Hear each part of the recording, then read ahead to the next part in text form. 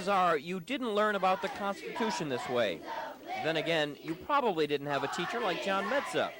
By the way, John's the one in the Hawaiian shirt and sunglasses.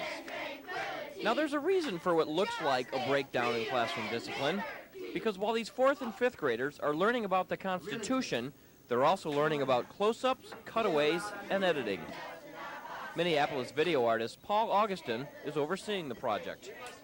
It's a chance for them to kind of fight back, create their own ideas on television. It's a lot more work than they expected it would be. They do a lot of writing. It's a lot of group cooperation skills and working together as a team.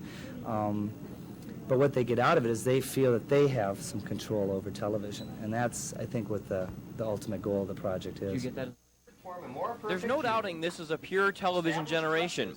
And rather than scorn the negative sides of TV, Metza and Augustin are helping students take the top off television and look at it critically. All this while sharpening their writing and historical skills.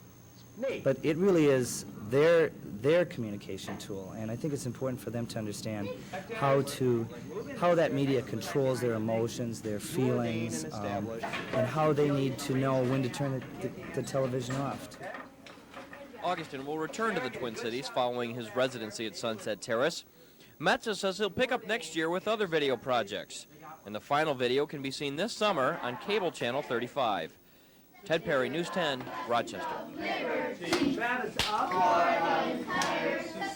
Look around.